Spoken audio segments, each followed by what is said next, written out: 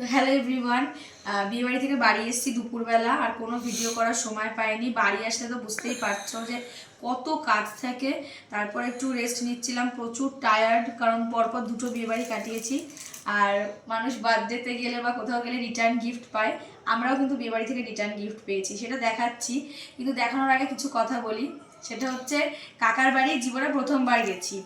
আর এত ভালো মানে ব্যবহার কি বলবো, আমি কোনোদিন ভাবতে পারিনি যে মানে ওরাও আমাদের অপেক্ষায় ছিল যে আমরা যাব। আমাদের তো প্রায় যাওয়াটা ক্যান্সেলই হয়ে যাচ্ছিল কিছু কারণে, কিন্তু ফাইনালি যাই হোক আমরা বোনের বাড়িতে গিয়ে পৌঁছেছি। আর তোমরা আমার বোনকে প্রচুর প্রচুর আশীর্বাদ করো যেন অনেক ভালো থাকে ওর বিবাহিত জীবনে। কি কি পেয়েছি এবার দেখাই, চলো। এই যে এই শাড়িটা, মানে দেখো, আমি কারোর এক্স্যাক্ট নাম বলবো না, আমার কাকা কাকিমা, আমার ভাই, আমার বোন তো ছিল না, বোন তো শ্বশুর বাড়ি ছিল। তো সবাই মানে আমার ভাই পছন্দ করে দিয়েছে স্পেশালি শাড়িটা, আর আমারও খুব পছন্দ হয়েছে, তাই আমি ইয়েলো কালারটাই নিয়েছি। এই যে যখন পরবো তোমাদের সাথে অবশ্যই কিন্তু ভিডিও শেয়ার করব।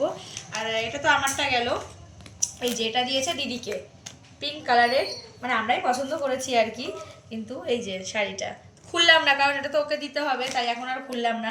সব থেকে স্পেশাল জিনিস কি জানো, এই যে আমার মায়ের জন্য ছেলের বাড়ি থেকে তত্ত্ব এসছে, আর আমি পুরো তত্ত্বটাকে তুলে নিয়ে চলে এসেছি, মানে খুলিনি, এত সুন্দর জিনিসটাকে সাজিয়ে দিয়েছে, খুলতে ইচ্ছা করে বলো তো। এই দেখো কত সুন্দর লাগছে এই শাড়িগুলো। তো গিফটগুলো কেমন হয়েছে তোমরা অবশ্যই কমেন্ট করে জানাবে, জানাতে ভুলবে না। আর ব্লগগুলোর জন্য একটু ওয়েট করো, ব্যস্ত আছি আমি, সবকটা ব্লগই আস্তে আস্তে আপলোড করে দেবো। টাটা।